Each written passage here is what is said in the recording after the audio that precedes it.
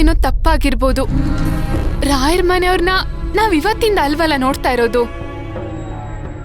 ಕಷ್ಟಕ್ಕೆ ಮರ್ಗೂ ಜೀವ ನಮ್ ಜೊತೆಲಿದ್ದಾರೆ ಅಂದ್ರೆ ಅದು ರಾಯರ್ ಮನೆಯವ್ರು ಮಾತ್ರ.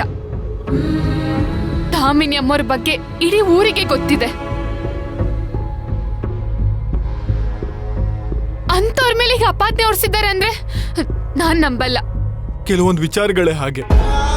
ಕಣ್ಮುಂದೆ ಸತ್ಯ ಇದ್ರು ಕನ್ನಡಿ ಒಳಗಿರೋ ಗಂಟಿದ್ದಂಗೆ. ಕಣ್ಣು ಕಾಣ್ತಿರೋ ಗಂಟನ್ನ ಹೊರಗೆ ತೆಗಿಯಕ್ಕಾಗಲ್ಲ. ತೆಗಿಲೇಬೇಕು ಅಂದ್ರೆ ಗಾಜೆ ಇರಲ್ಲ.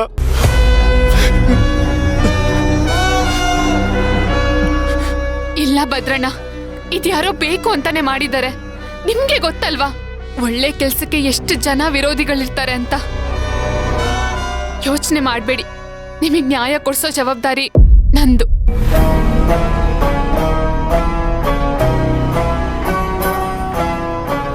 ಹೇಗೆ?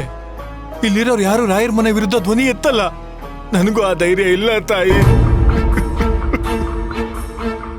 ಇಲ್ಲ ಭದ್ರಣ್ಣ, ರಾಯರ್ ಮನೆ ವಿರುದ್ಧ ಅಲ್ಲ, ಜನ ಸಮಾಜದ ಪರ ನಿಲ್ತಾರೆ, ನಮ್ ಪರ ನಿಲ್ತಾರೆ. ಮತ್ತೆ ನೀವ್ ರೀತಿ ಪ್ರಾಣ ಕಳ್ಕೊಳ್ಳೋ ನಿರ್ಧಾರ ಮಾಡಲ್ಲ ಅಂತ ನನಗ್ ಮಾತ್ ಕೊಡಿ.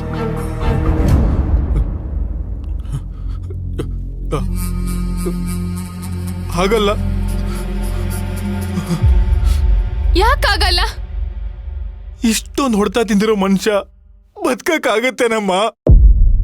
ನಿಮಗಾಗಿರೋ ಅನ್ಯಾಯಕ್ಕೆ ರಾಯರ್ ಮನೆ ಸೊಸೆ ಆಗಿ ನ್ಯಾಯ ಕೊಡಿಸ್ತೀನಿ ಅಂತ ನಾನು ಮಾತು ಕೊಡ್ತೀನಿ.